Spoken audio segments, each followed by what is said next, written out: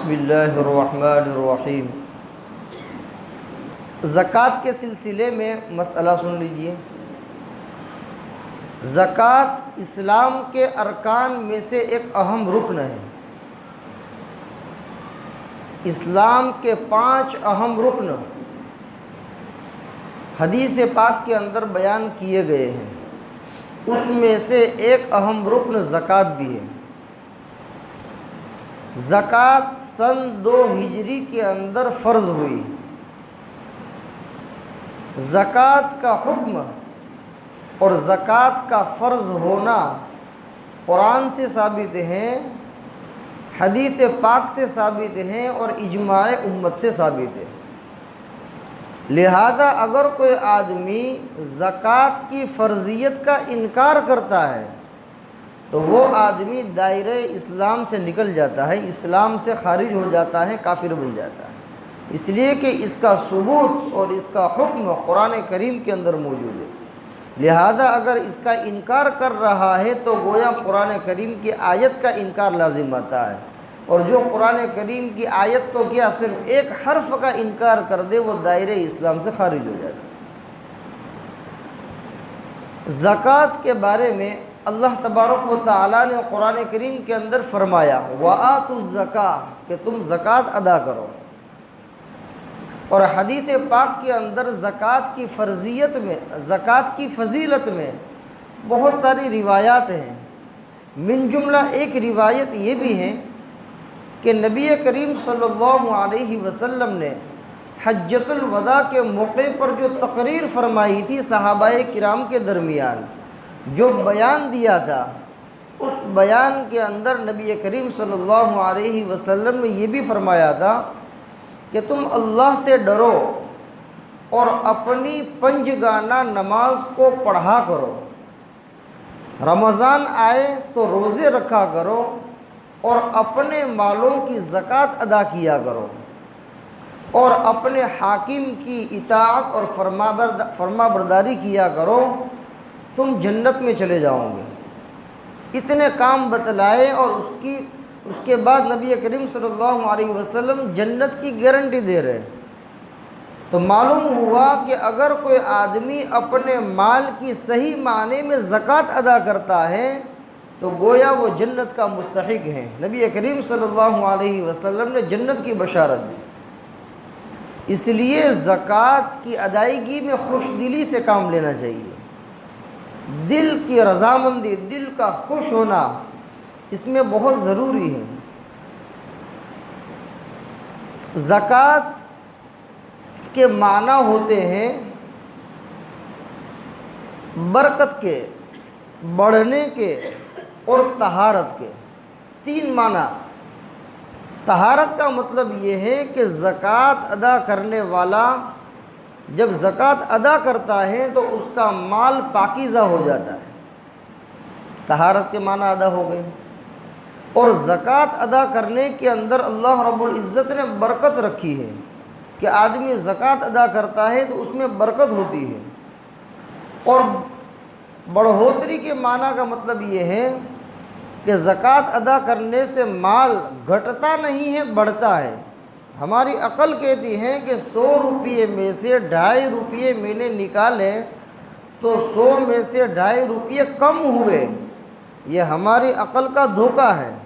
شریعت مطہرہ کہتی ہے کہ یہ گھٹا نہیں ہے، یہ بڑھے گا۔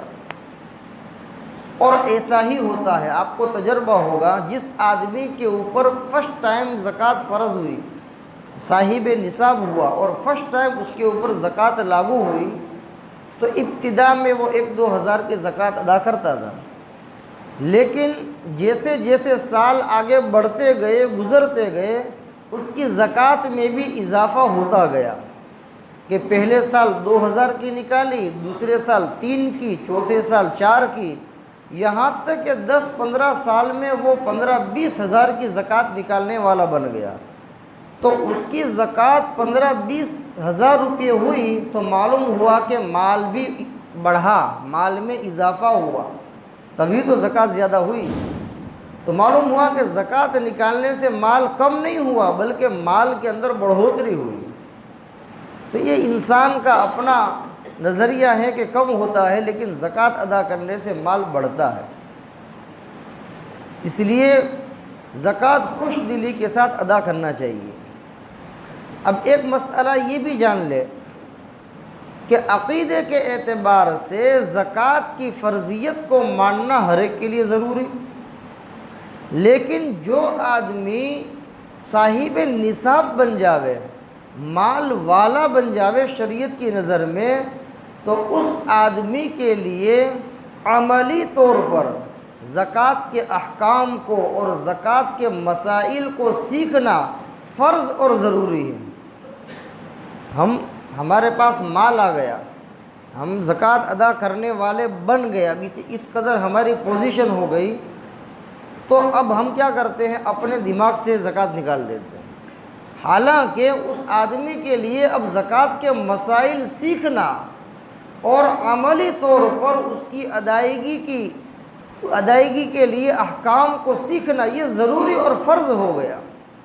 اس لیے جو صاحب نصاب حضرات ہیں وہ مسائل پوچھ کر کے جو ہے سیکھا کریں، پوچھیں، یہ بہت ضروری ہے۔ اگر اس میں گڑبڑی کر دی تو اس کی بہت سخت وعیدیں ہیں، بہت ساری وعیدیں ہیں، اس کو بیان کرنے کی ابھی ضرورت نہیں، فضیلت کے اوپر چلاؤ۔ بہرحال زکوٰۃ جو ہے وہ شعائر اسلام میں سے ہے، اور زکوٰۃ کی ادائیگی میں آدمی کو خوش دلی سے کام لینا چاہیے، خوش ہونا چاہیے۔ اور جو بندہ اللہ کا صحیح معنی میں حق ادا کرتا ہے، جو حساب بنتا ہے وہ مکمل حساب کر کے زکوٰۃ نکالتا ہے، اللہ تعالیٰ اس کی آل اولاد میں بھی برکت عطا فرماتے ہیں، مال و دولت میں بھی برکت عطا فرماتے ہیں، اور جسمانی بیماریوں سے، گھر کی پریشانیوں سے اور بہت ساری آنے والی مصیبت بلاؤں سے اللہ اس کی حفاظت فرماتے ہیں۔ ہم نے دیکھا ہے کہ جو نکالتے ہیں وہ دیکھو خوش رہتے ہیں۔ دیکھو بھئی مال نکالنے سے کم نہیں ہوتا ہے، تو اللہ کے خزانے میں سے آتا ہے، جتنا نکالیں گے اتنا آئے گا۔ ہمارے والد صاحب ایک مثال دیا کرتے ہیں کہ جیسے یہ میرا جیب ہے چین والا، اگر یہ چین بند کر دی جائے تو ظاہر بات ہے کہ پیسے نکلیں گے نہیں، کسی کو دینا ہو تو کیسے نکلیں گے؟ وہ تو کھولیں گے تب نکلیں گے۔ تو جب پیسے نکلیں گے نہیں تو پیسے آئیں گے بھی نہیں، یہ بھی سمجھ میں آنے والی بات ہے۔ جب چین کھلی رہے گی، تم کسی کو 10 دیں گے تو نکلے، تو اب یقیناً اللہ رب العزت اس 10 کا بدلہ 10 سے دیں گے اور 100 روپے واپس لوٹائیں گے۔ یہ اللہ رب العزت کی طرف سے وعدہ ہے۔ 1 دو 10 لے جاؤ، 10 دو 100 لے جاؤ، تو 10 نکالے تو 100 آئیں گے، 1 نکالا تو 10 آئیں گے۔ لیکن 1 روپیہ نکالنے کے لیے اگر کوئی آدمی راضی نہیں ہے تو اللہ کے خزانے میں سے پھر نہیں آ سکتے۔ اللہ تبارک و تعالی ہمیں خوش دلی کے ساتھ زکوٰۃ ادا کرنے کی توفیق عطا فرمائے۔ ایک مختصر مسئلہ بیان کر دیتا ہوں کہ زکوٰۃ 4 قسم کے مالوں پر فرض ہوتی ہے: سونا، چاندی، روپیہ پیسہ اور تجارت کا مال۔ سونا، چاندی، روپیہ پیسہ اور تجارت کا مال، یہ 4 قسم کے مال میں سے اگر کوئی ایک مال یا چاروں میں سے کچھ تھوڑا تھوڑا مال کسی آدمی کے پاس موجود ہے اور اس کو ملانے کے بعد اس کی قیمت نکالی جائے تو وہ نصاب کے بقدر بن جاتا ہے، تو اس صورت میں اس آدمی کے اوپر زکوٰۃ فرض ہوگی۔